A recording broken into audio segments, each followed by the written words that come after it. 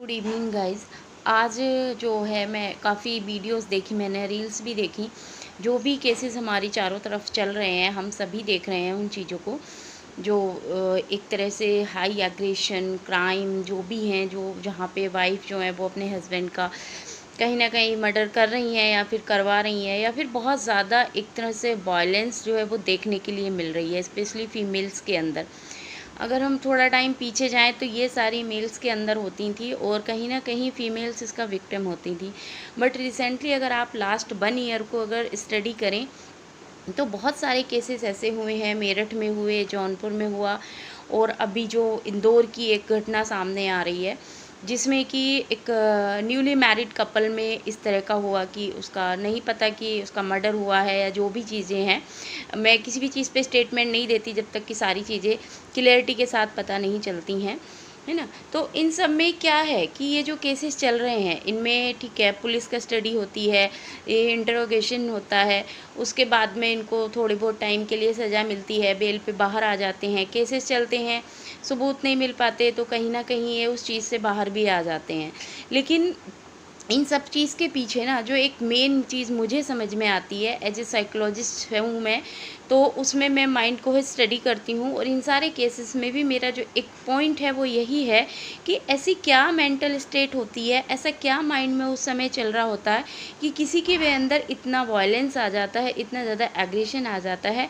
जहाँ तक मैं क्राइम साइकोलॉजी को जानती हूँ, क्रिमिनल साइकोलॉजी को जानती हूँ, किसी भी क्राइम में बहुत शॉर्ट टाइम के लिए कोई क्राइम की मेंटल स्टेट बनती है, बहुत लॉन्ग टाइम इसका नहीं होता है, बहुत शॉर्ट टाइम होता है। तो इस शॉर्ट टाइम में ऐसा क्या मतलब कि इतना ज़्यादा डोमिनेंट माइंड पे हो जाता है कि एक जो इमोशंस होते हैं, जो फीलिंग्स होती हैं, वो पूरी तरह से डिस्ट्रॉय हो जाती हैं और एक हाई एग्रेशन जो है वो माइंड पे डोमिनेंट हो जाता है। और उसके रहते कोई भी क्राइम फीमेल्स के थ्रू या फिर मेल्स के थ्रू हो जाता है। पेपर पर ये लगता है कि ये जितने भी इस तरह की फीमेल्स हैं या मेल्स हैं जिन्होंने इस तरह का ये क्राइम किया है, उन सब की एक बार क्रिमिनल साइकोलॉजिस्ट के थ्रू इनकी ब्रेन मैपिंग होनी चाहिए, इनके ब्रेन टेस्ट होने चाहिए, इनकी माइंड की मेंटल स्टेट, इनका थॉट प्रोसेस क्या है, क्या उसके बिहाइंड द कर्टन चीज़ें हैं, वो सारी चीज़ें आउट होनी चाहिए और वो सबको पता चलनी चाहिए।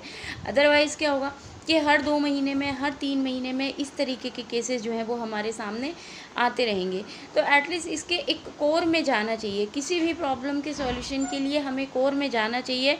पनिशमेंट आपने एक पर्सन को दिया, ठीक है, एक फीमेल को आपने पनिशमेंट दिया या किसी मेल पर्सन को दिया, उसके बाद क्या वो क्राइम वहीं पे रुक गया? कभी नहीं रुकता। अगर आप लास्ट 3 मंथ में देखें तो उस समय पे भी 2 इंसिडेंट हुए थे उस समय पे, और आफ्टर 3 मंथ्स फिर से उस तरह का इंसिडेंट हुआ।